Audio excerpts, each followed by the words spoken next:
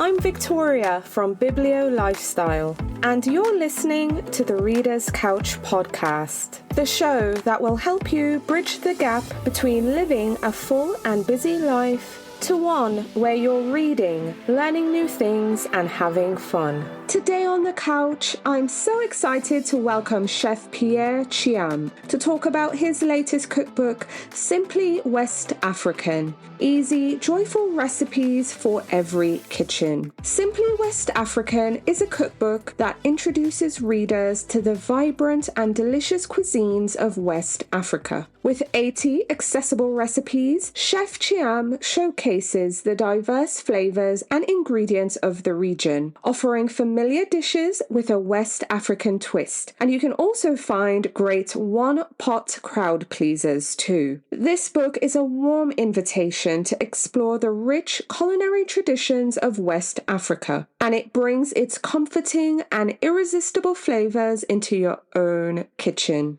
But before we get into the episode with Chef Pierre Thiam, please take a quick second and leave the podcast a 5-star rating and review. It really helps the show and it keeps me and the podcast going. So thanks in advance, and now on to the episode with Chef Pierre Thiam. Hi readers, welcome again to the Reader's Couch. I'm your host, Victoria Wood, and here on the couch with me is a Senegal-raised, New York City-based chef, author, restaurateur, social entrepreneur, and culinary ambassador. But he's here on the couch with me to talk about his new cookbook, Simply West African: Easy, Joyful Recipes for Every Kitchen. Please welcome to the couch, Chef Pierre Thiam. Hi, Pierre. Hey, Victoria. So happy to have you here. Really excited about your new cookbook. But how are you feeling now that the book is out? I know it's not your first rodeo. I think this is book 4. But how are you feeling about this one right now? I'm so excited. Even though it's book 4, this is really my first collaboration with my wife, partner, Lisa Katayama, who's a writer. And so that's an exciting, really first one. And it's really a special book as well, because it's really more intimate. It talks about the food that inspires me, but also the food that I cook at home. So it's make it more accessible, because home is, you mentioned New York City, but home is also the West Coast, where we had the family in Oakland. Right. Okay, amazing. So I want readers to hear it straight from you. Tell us about your new cookbook, Simply West African, and what can they expect when they pick up a copy?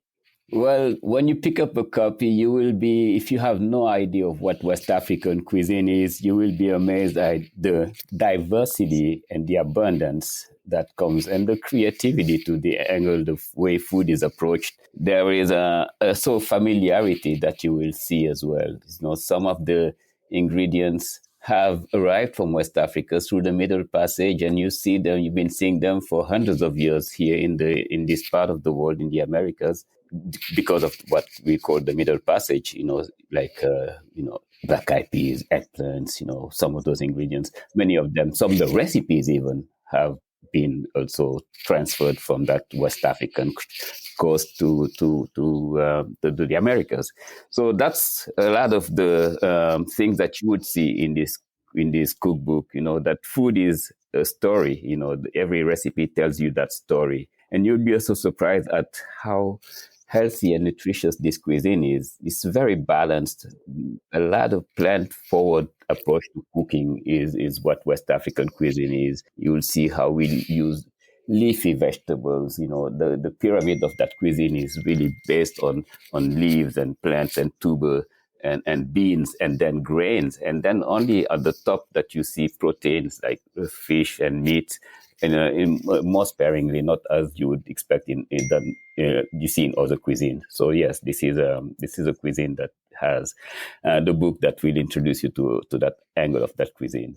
Absolutely. And I think a common misconception is that West African cuisine is not healthy, but I've discovered some tasty, delicious, but really healthy meals, just like you mentioned, the vegetables, but there's also lots of lean meats, beans as well. Have you come across just any discussion or conversation where folks feel that maybe the food from West Africa isn't healthy?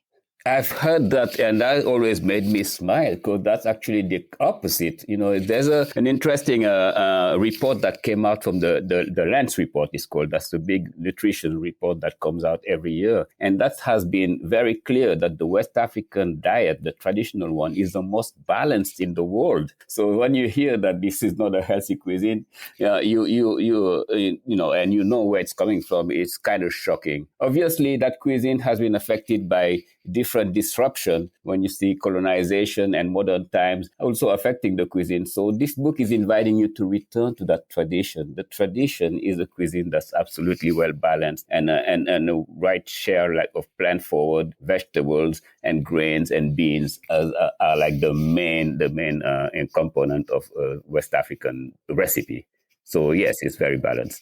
Yes, absolutely. So, readers, this cookbook is divided into sauces. We have snacks, we have meat, seafood, vegetables, and grains and beans. But something I noticed right off the bat in this book is the mention that it's an ode to Teranga. What is that for our listeners who are not familiar? Teranga is probably the most important value in Senegal. Senegal is the country I'm from, and Teranga is a way of hospitality. It translates as hospitality, but it's more than that. It's a philosophy. It's a way to really treat the other and giving them and sharing. Actually, sharing is the word is more appropriate. Sharing with the best of what you have. And it often symbolizes with food. When you come to a household in Senegal, and even when you're not expected, and people want to show you Teranga by offering you something to eat that they have, that's delicious,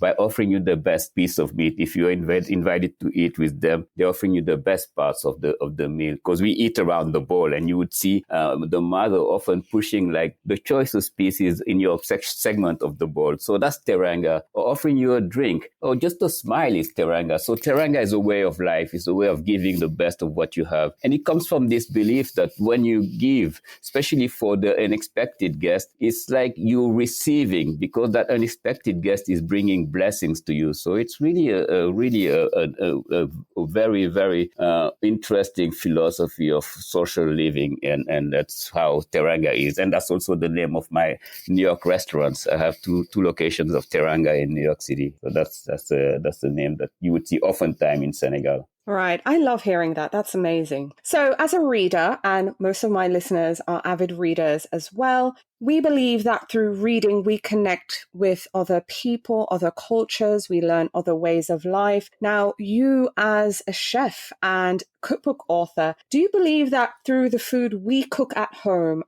especially if someone picks up your book, Simply West African, they have absolutely no connection to West African culture and tradition. They've never had any exposure at all. Do you believe that through the food we cook at home, we can connect with cultures like yours and cultures just different from our own? Absolutely. And I even talk about it in the book because, the book is just giving you things that have been given to me. It's a passing tradition. These recipes are coming from my mother and her mothers and her grandmothers and so on and so forth. And this is a tradition of West African cuisine.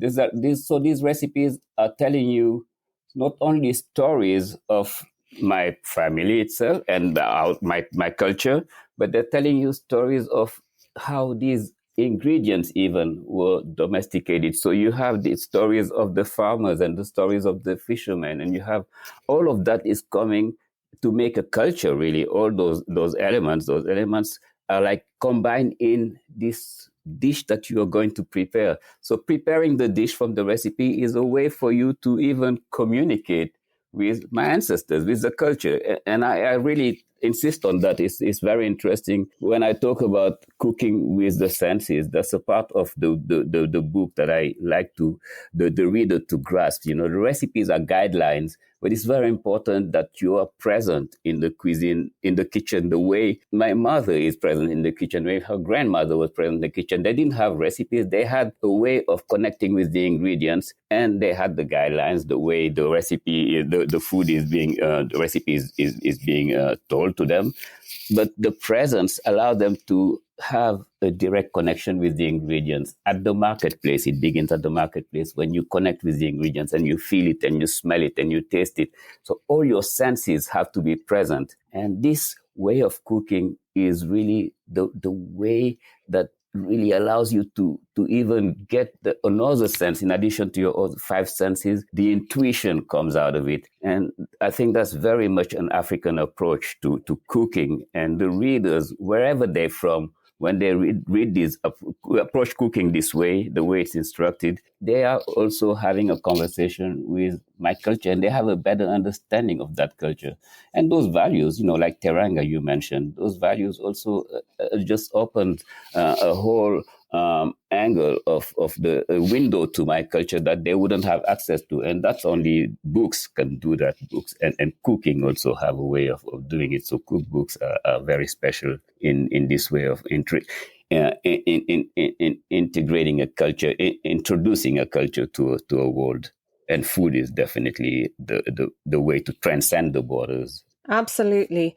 So, Chef, you've had 3, I think, previous cookbooks. I have your Lely, the Fonio cookbook, Senegal, and now Simply West African. What would you say is the biggest difference with Simply West African as opposed to your previous cookbooks? Just in case we have a listener who's familiar with your work.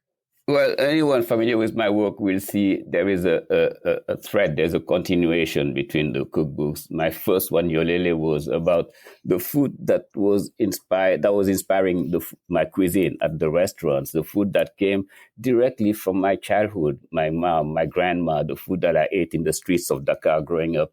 Then Senegal took you into where is that food coming from? So you met the producers, the farmers. I traveled around Senegal and introduced the reader to those people who are growing the food, who's growing fonio, who's growing rice, how they're doing it, who are the fishermen. So those are stories that you see perhaps throughout Senegal with the recipes. And then fonio was focusing on one single ingredient, which is fonio, this ancient grain that needs to be integrated in our food system, a grain that's drought resistant, that's climate smart, that's nutritious, that's gluten free, and that's very versatile. So that was a book around this one single ingredient because it was important that I talk about it this way. And then this one book is Simply West African, makes it reliving that region of West Africa where those other 3 books were taking place and positioning me here in America where I live with my family. So this book is more like accessible to this audience because I'm like, they can identify with me. You would see through the book, these are recipes that I cook at home. My wife is from Japan, Lisa. And so the food is also traveling through those influences. And this is like me shopping at the farmer's market here in the US, in California, and taking those ingredients and adjusting it to the West African culinary tradition. So it's like me really making this food accessible. You can be anywhere here in California or in Texas, Austin, or, in Chicago or Kansas City and make this cuisine. So this is really a way to really show that you don't need to make it a big planning to have West African cuisine. You can have it on a Monday night, Tuesday night, and have it every day of the week. It's a healthy, balanced, exciting, and quite a delicious cuisine. And so that's what this book is about.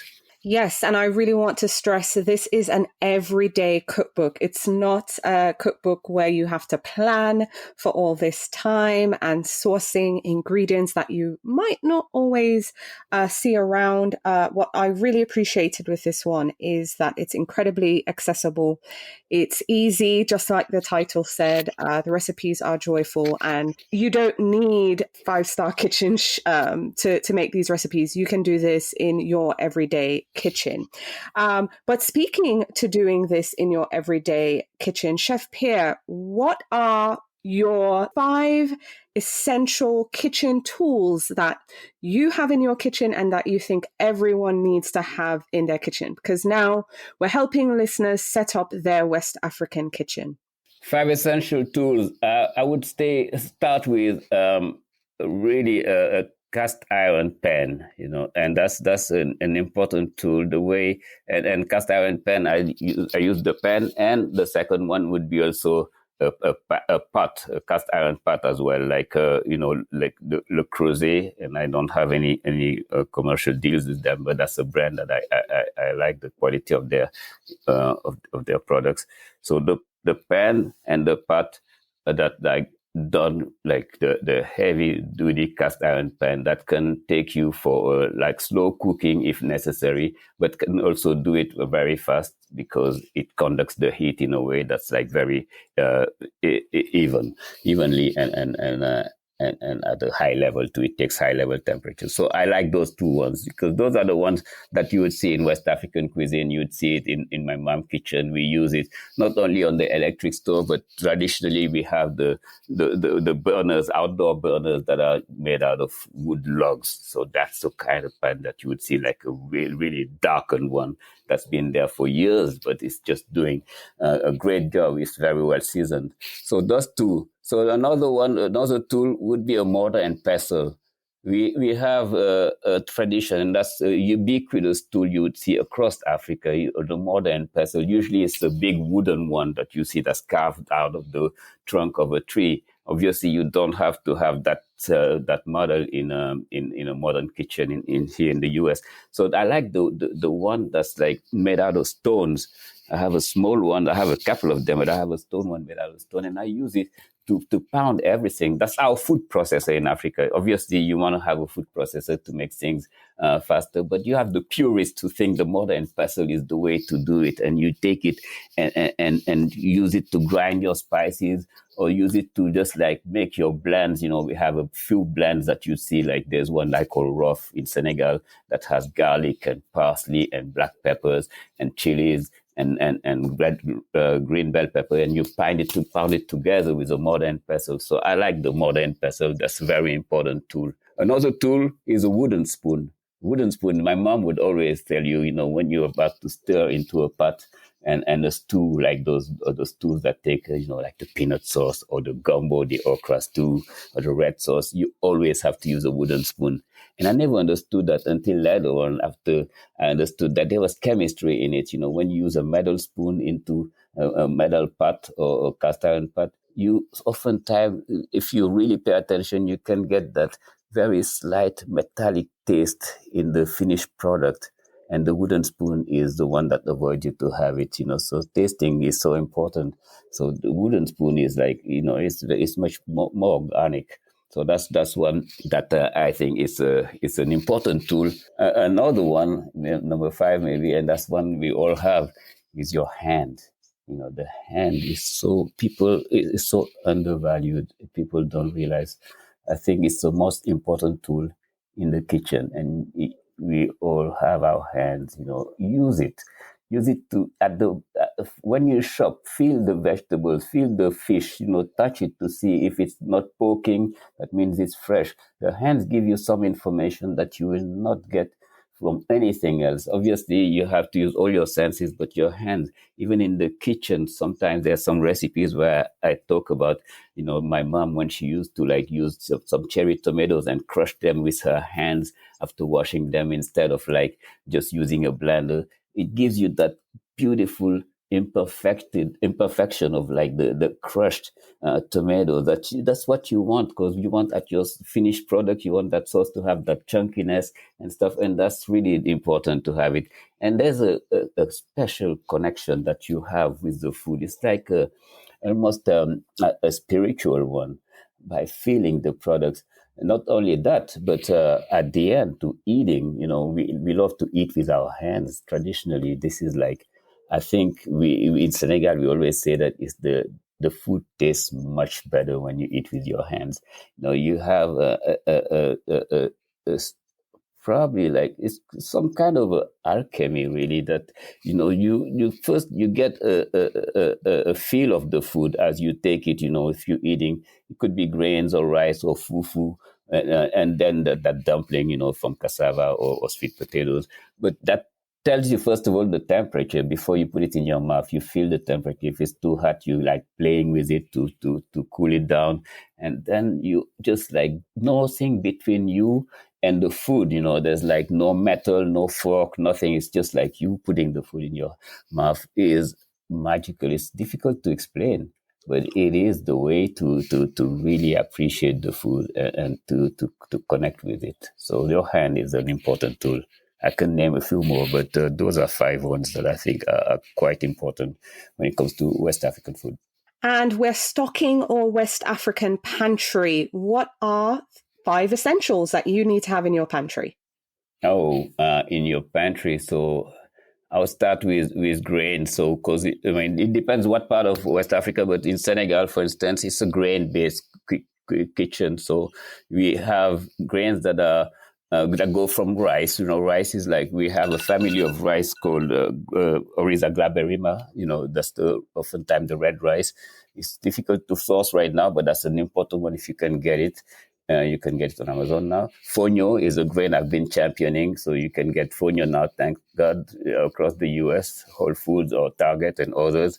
That's an important grain. I think I love to see more people having it in their pantry. So you also have the basics, really. Some things like you would have in all the pantries, seasonings like peppers, black and white, and onions and garlic. Those are the ones that you would see oftentimes. But oil that I like to use, and this is very controversial because of the way it's being used, and that's hurting the planet. So you have to source it so that it's done right. That's red palm oil. So red palm oil is not palm kernel oil. Is different. Red palm oil is oil that's extracted from the flesh of the palm fruit. And if it's done in a way that's like coming from a natural sourcing, not from a plantation that destroyed forest, which is the problem sometimes with palm oil, but a red palm oil is a great and unique West African ingredient. The flavor is quite floral, and it's very, very nutritious. Absolutely do not believe the hype. Palm oil is like rich in beta carotene, rich in vitamin A, rich in antioxidants. So it's a healthy ingredient. It's just been abused by the industry, and unfortunately to the detriment of forest, especially in Southeast Asia. So when you source it so that it's coming from natural places, mostly in West Africa. And red palm oil is a great ingredient to have. Actually, it's a must in a pantry. So did I say dawa dawa is another one? It's a fermented locust bean. It's you can find it online now at my company. We also have some in the in our spice blend. So fermented locust bean is vegan. It's coming from the seed of a tree, very resilient tree that you see across West Africa. And this tree makes a fruit called nere, and then the seed from that tree is fermented, which is really amazing. Which is with West African cuisine, is nothing is wasted. So after you eat the fruit, you ferment the seed. You'll see that even I was talking about the leafy vegetables. You have so many different types of leafy vegetables, and they come from sweet potato leaves and cassava leaves and black-eyed pea leaves. So you use the beans or the sweet potatoes or the tuber vegetables, but you also use the leaves. You don't waste it. So that's and turns out those leaves are not only delicious, but they're also nutritious. So to get back to the dawa dawa or the fermented locust bean, that's an ingredient that's fermented. It has a strong umami flavor that's so important in like bringing a typical flavor in the West African sauces and the stews. You can substitute it with, fish sauce from Southeast Asian markets, but that wouldn't be vegan. So if you want to keep it vegan, you have to go ahead and get yourself some fermented locust bean or dawa dawa. You can get it dried too, so you don't have to have it fresh. There's powdered one now. You can get it online. It's a great ingredient to have. Has really unique flavor, and it has slight chocolatey flavor, but it's quite strong and delicious. It's unique. When you add it to your sauce or to your stews, it changes into like an amazing aroma, what we call umami. Interestingly, umami is Japanese name, and the Japanese have a bean that's similar, same type of fermentation, actually using the same bacteria they call it natto. And here in West Africa, we call it dawa dawa. In Nigeria, they call it dawa dawa. But you have other names. You have iru, you have netetu, you have sumbala, all for the same ingredients. So, because the book, transcends the countries in West Africa. It goes around the whole region. So it goes from Nigeria to Senegal, to Cote d'Ivoire, to Ghana, to Benin, Togo, and you name it, and Mali, etc. Absolutely. Chef, thank you so much for those recommendations. So listeners, you have a place to start. But before I let you go, Chef Pierre, I'm really curious about your reading life. What are the books that you're reading and loving, or some books that are on your nightstand that you're looking forward to reading? Oh boy, I read so much. I mean, my mom got me into reading from an early stage, and I think that's really why I also like to write and read. So early as a kid, this is a book that my mom used to read to me, and my grandma too. It's from a book called it's in French, Les Contes d'Amadou Koumba, that translate the tales of Amadou Koumba. And that was all the traditional tales growing up in Senegal that West African kids hear, about tales of the luck, the lièvre, luck, the name of the rabbit, and his all the tricks he would do to the hyena, Buki. So that was my kids' book. And then I grew up being fond of books. The books that I like to read, the books that I've been reading that I really loved. One, I like the biography of Miles Davis. That was, I think, one of the early English book that I read, and I just love Miles, his music, and I thought the book was also very, very, very musical as well. And The Alchemist, it's a small book, Paulo Coelho. I loved it because I could relate to the story. It was really amazing to see this little tale of like this guy just hunting for a treasure all the way down to the pyramids until he realized that he actually had it home all the way by him. He had it all the time, and it's just a beautiful tale of a journey of soul searching. I love that part. Talking about journey, I like Marcus Aurelius. That's another one, the meditations book, one of them that I really appreciated too. So you can see my book goes to the spiritual. Kaidara, another one too, you may not have heard of. Many of the books that I'm talking about, this one is also a French-speaking one by an author named Amadou Ampateba. He's from Mali in West Africa. Mm-hmm. And that's a tale about, it's interesting, it's a tale about a chameleon, but the way it's written, there's so many lessons through the tale that I really love. And Toni Morrison, I'm looking forward to reading. I just picked it from it was in my bookshelf, God Help the Child. I'm looking forward to reading that one as well. So that's one. On my nightstand, I also have the Holy Quran that I like to read a page of periodically. So that's also a book I started reading later in my life, and I really appreciate it. It's always fresh to revisit it. Amazing. Thank you so much for sharing. So, Chef, now that you have your new book, Simply West African, it's available, readers can get their hands on a copy.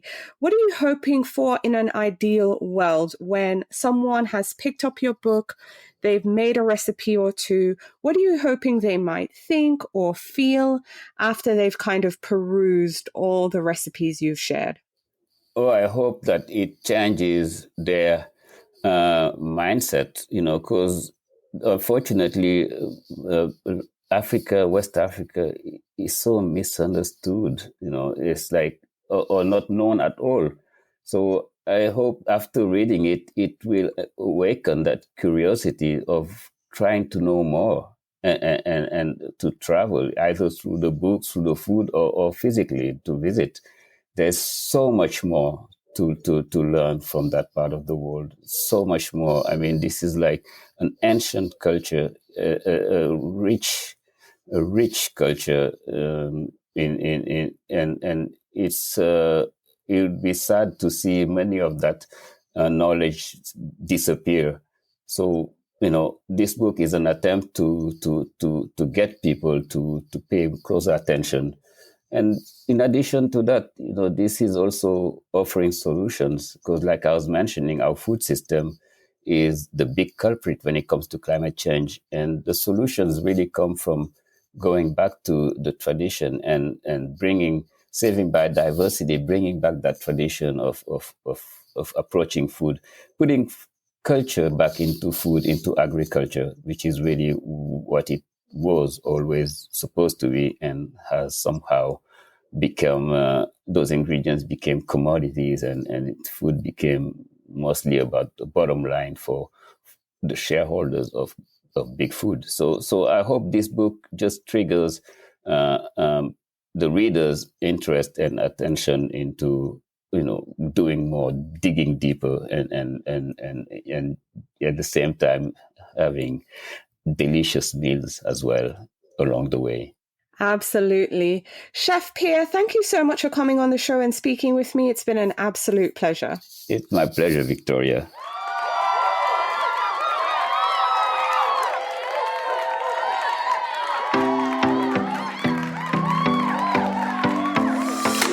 Thank you so much for listening to the Reader's Couch podcast. Please subscribe to the show, share it with a friend, and take a few seconds to leave a rating and review. Until next time, stay lounging, stay reading, and whenever you're in doubt, go straight to your local bookstore or library. Thanks again for listening, and happy reading.